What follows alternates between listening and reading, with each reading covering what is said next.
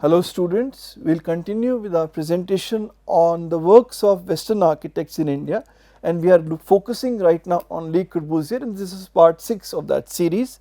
There is a 4-phase impact of Corbusier as pointed out by John Lang. The first is that the work was almost directly copied. The second is that the ideas were considered more important than direct imitation. Third was criticism, and fourth was a new look at the works of Corbusier, particularly in the 21st century. Now, many iconic Indian architects adopted brutalism in their work, ranging from Shivnath Prasad, direct imitation, Akbar Hotel, and then an interpretation by him in the Sri Ram Centre, Raj Rewal Hall of Nations, Vishweshwara Centre Charles Korea, Kuldeep Singh, Palika Kendra, and Premabai Hall by B.V. Doshi. So, the works were imitated and interpreted. The other major subtext or concerning the work of Corbusier is the work in exposed bricks and concrete or RCC. We have seen his contribution with regard to brutalism, with regard to beton brut, but there is also a whole range of important buildings he designed in exposed brick and concrete, and he has a very good sense of scale. When he is designing institutional buildings or public buildings, he goes in for a monumental scale to create that kind of visual impact on people. When he goes for houses, he goes for a very human scale.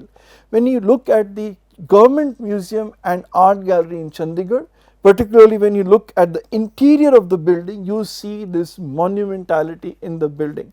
He creates this amazingly interesting space on the inside, and there is sun filtering in from the top. This is the exterior facade of the building, and like I had earlier pointed out also that this building is a very close link with the museum he designed in Japan in beton brut, in brutalism. So, we see that in his own house in Ahmedabad, B.B. Doshi 1959 to 60, we see a second phase, that is the ideas of Corbusier are more important than direct imitation. And here his ideas of exposed brick and concrete have been taken. This is an evolution in the work of B.V. Doshi. In his earlier buildings, for example, in the Premabai Hall or even in the Institute of Indology, we find a significant imprint of Corbusier. Here in this building, we find the ideas becoming more important. So, this is also a very good example of sustainable architecture.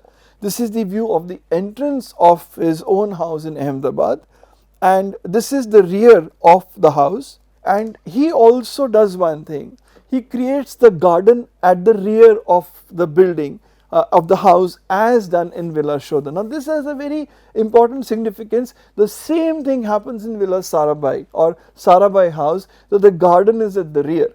There is a reason for that, and the reason is that in many cases in India, the garden in row housing or semi-detached or detached housing is provided in the front.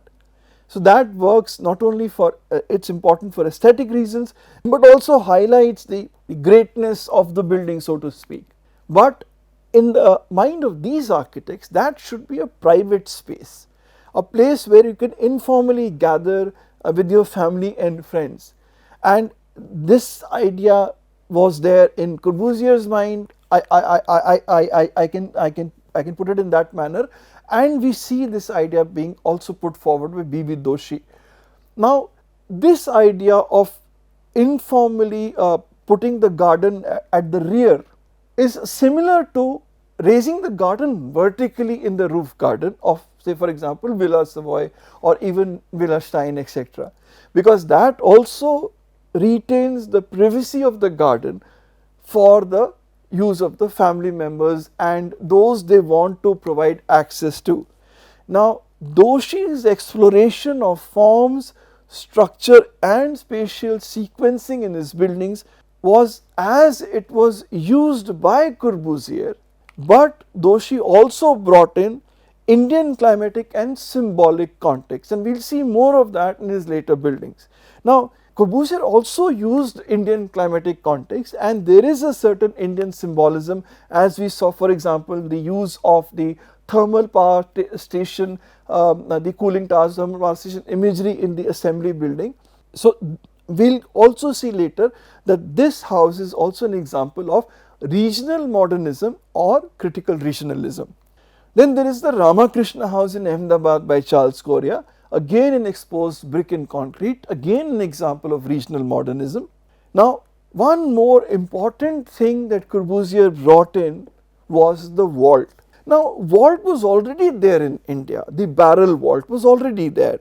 Now, Corbusier's specific geometric forms attracted Indian architects because they solved specific architectural problems and they also coincided with specific traditional Indian images of, for example, the vaulted roof as we see in the Buddhist Chaitya halls. This is the vault in the Buddhist Chaitya hall. Now, Corbusier had begun using the Catalan vault. He used that in Maison du Weekend here in 1934 and he used that in Maison Jaoul in 1956. We will see this very interesting study of Maison Jaoul in a coming presentation, where we will see the connect between Maison Jaoul to Sarabhai house, and we will then connect the Sarabhai house to the own house of B.V. Doshi. This is now the Sarabhai house and you can see how these three are interconnected with each other. So, the idea of the Catalan vault that came up in concrete in Maison du Weekend was brought by him in brick in Maison Jaoul, which was a set of two houses, twin houses, and then he carried forward that idea into India in the Villa Sarabhai. Now, you would say that how can that be possible if Maison Jaoul was done in 56 and Sarabhai in 55? That is because Maison Jaoul was designed earlier in 1937, not executed on site till 1956. So, this is the Catalan vault in the Sarabhai house in 1951 by Corbusier. Then Doshi took the idea forward in the Atira housing in Ahmedabad from 1957 to 62 and the use of the barrel vault. Not only that, in the Atira housing, Doshi used other elements, as I had pointed out earlier when I was talking about the use of rainwater spouts in the work of Corbusier, and I had pointed out then that these elements would then come in the works of Indian architects. So, here they are appearing here as the rainwater spout in the Atira housing. Then there is the slit lighting that you see in the housing of Chandigarh by Pierre-Honoré Maxwell Frege and Roux, and this is the barrel vault. The barrel vault was then taken forward by Doshi and amazingly interpreted into very wonderful buildings. The Sangat, his own studio from 1979 to 81, and the Gandhi Labour Institute 1980 to 84. This is the evolution of the barrel vault in the works of B.V. Doshi, and by the time he reaches here, he has taken the barrel vault much ahead from the original idea that Corbusier had brought into India of the Catalan vault. Now, in the assembly buildings, we also see a link, or rather a comparison between Chandigarh and the assembly building in Bhopal designed by Charles Correa. Now, the assembly building in Chandigarh is cuboidal. In Bhopal, it is circular, or you can say cylindrical. So, this is the plan of assembly building Chandigarh and the assembly building Bhopal. This is the assembly hall of the assembly building in Chandigarh, and this is in Bhopal. What is the difference? In Chandigarh, this is like an inverted funnel or an inverted or a frustum, and light is filtering in from the top. In Bhopal, it is domical, it is a dome, which is the assembly hall, and again light is coming in from the top. So, the frustum becomes a funnel, a cylinder, a dome mounted over a cylinder. This is the space, this is the assembly hall here, and this is the assembly hall here. So, how closely linked both of them are. Evolution is also there in the hotel design. Now, there are three, we have already seen two of them, I will connect one more with them. We have seen how Ashok Hotel that was designed by architect Doctor, and this hotel was a modernist building superimposed by traditional Indian elements. Then we have the Akbar Hotel, which is a very close imitation of United Habitation. Then we carry on to the Oberoi Hotel, which is a modernist building. It is not an imitation, it is like any other modernist design. So this kind of series we find in the hotels, we will take it forward later and we will link it with the critically regional building, the Mughal Sheraton, and we will also again highlight the work of Satish Grover in the revivalist building, the Oberoi Hotel in Bhubaneswar.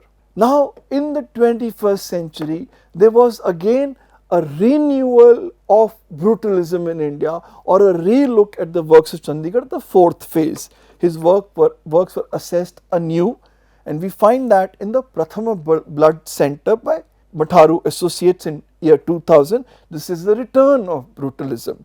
Now this was done through an invited architectural competition in 98. It is India's first fully automated blood center. It is the Advanced Transfusion Medical Research Foundation proposed revolutionizing voluntary blood donation or blood collection in India, and there is this moldability of concrete or plastic quality of concrete that we see in the plan of the Prathama Center as linked to the Ronsham Chapel in Notre Dame by Corbusier. And this is how the sculptural form has evolved. As I discussed last time, as I mentioned last time, that the later stages of Corbusier, he was designing several buildings that were sculptural in their in their overall form, and we see that in the Ronsham Chapel, and we also see that in the Prathama Center, how the idea is then again brought forward in the 21st century. So this is the idea of the built form being again redone in India. The entrance being a pioneering endeavor, this building is to be a new type. It is on a very unremarkable plot and the site does not offer any context. This entrance is a very interesting derivation, and we will look at that in the plan. Now there is a change coming in medical facilities in India, and the challenge is to make the medical facility in such a way that we remove the repulsion associated with them. We know that we would never like to go to a hospital if we are healthy. We only go there when we are facing health issues. So it's not a place we visit because of or for the pleasure of it, but when we are in need of it. But there is a certain repulsion associated with going to a medical facility, and in this case it was a blood donation center. So the endeavor was to remove that repulsion by transforming it into an inviting public domain. So when, for example, the person is donating his blood, there is an amazing view outside of greens and water body as he sits there in this very serene atmosphere. Now this is an attempt being made in contemporary medical facilities in India and abroad, where the facilities are being made to appear like any other building, like a home environment, like a play environment, for example for children, so that when they come to a hospital, they are not taken in only by the idea of painful injections and painful procedures, but it relaxes and soothes them. So here it is, the new concept of doing the interiors of hospitals. Now this is brutalism with high-tech modernism. I hope that I get an opportunity to give you an idea of high-tech architecture later, but high-tech architecture was practiced in the 70s and 80s. It began then with the works of Richard Rogers, Renzo Piano, Norman Foster, etc., Michael Hopkins and several other architects, and the entrance of this building ushers a person into a 4-story void. So there is this vast atrium of 4 stories, and there is a glass wall here where the entire process of the blood collection or the entire process of the center is conducted with transparency. This idea comes from high-tech architecture, like we see in the Lloyds of London by Rogers or the HSBC by Norman Foster in Hong Kong, and that is that the building from the inside is high-tech building which depicts all the processes of the building as the ornaments, and there is a lot of transparency in the building. Now if you look at the Prathama Center, we find a similar approach. In fact, the RCC circular column of the Lloyds of London, there is a similarity with that of the Prathama Centre. Now, just to give you a quick idea of this plan of this building, because it is very interesting, and that is, there is two blocks. There are the labs and there are the services. They are placed nearly perpendicular to each other, and to shield this process and support from the south and the southwest side, the periphery, this part has been pulled out, the skin has been pulled out, so that direct sunlight from the south and southwest does not impinge on the process and support areas. The skin is stretched further from the void to accommodate within itself on one end the donor room. This is the donor room, or the picture that I showed you, where it is opening out to a green area and a water body in this manner, and on the other side it opens up to create a spiral staircase, and intertwined between them is the creation of a natural entrance. That is what I told you a while back, how interestingly the entrance of this building was derived. Now, the staircase itself is washed with natural light, and between these two sweeping curves this natural entrance has been created, as you can see here also. So, this is the donation room, and there is the water body and the green areas around it. These are the interiors of Prathama. There is the spiral staircase, and there is again exposed concrete within. This is the void or the 4-story atrium. There is light filtering in from the top, and this is the blood donation room with the greenery and the water body on the outside. This is the water body. Now, Mataro Associates have been in the forefront of the revival of brutalism in the 21st century, appearing in several buildings. Hopefully, we will look at some of these houses later or buildings later. These are other examples of the interior and exterior of these buildings. And then there is the new campus of IIM Ahmedabad by Hasmukh C. Patel Design Consultants, and the design of Bimal Patel, which has got both beton brut, as you see here, and exposed brick and concrete, as you see here and here, etc. So, both have been combined together. Now, this is in direct contrast to the exposed brick of the older IIM campus by Louis Kahn. This is the exposed brick versus the exposed concrete. But remember that there is also exposed brick and concrete in the new campus. Then there is brutalism by Sanjay Puri. We see that in the Courtyard House in Ajmer, and we will again look at this house to see how the buildings are being made climatically responsive in the 21st century. Then there is contemporary brutalism in many other works. This is again an example of series of buildings, contemporary brutalist buildings, and then there are contemporary brick and concrete houses. So, this brick and concrete texture or this concept has been very strongly is being used even in the 21st century. These are again examples of that. Or for example, this house in Pune by Anil Kothari in 2019, and just give you an idea, it is not just brick and concrete, it is brick and concrete along with Vastu that play a vital role in the house of in this bungalow's design, and he blends tradition with contemporary design. This house in Vadodara by Deepan Gada and Associates is composed of patterned concrete and exposed brick. These are the interiors, and this is a brick house in Trivandrum by Srijit Srinivas in 2019, which is using locally sourced materials. It has the construction techniques which are of that area, and the attempt is to power the entire house by solar energy, and this will be again an idea that we will discuss later. These are the interiors of this building.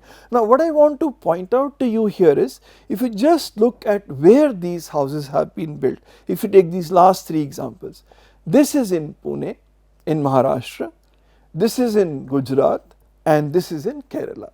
So, the expanse of brick and concrete houses, for example, is vast. It is being done all over the country. It is being done in Delhi, it is being done in Bangalore and many other places. So, we will stop here, and by this we have concluded our summarized presentation of the impact of Corbusier. The impact of Corbusier is more detailed than this. Every building is a case study in itself, and I hope that this will bring in you a desire to explore those buildings closely, at least pick up one or two case studies and study them more in detail. For example, you can take one brutalist building and one building in exposed brick and concrete and study them in detail.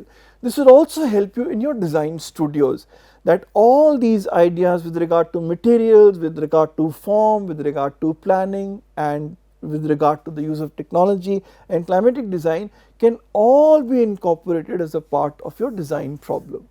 Thank you so much.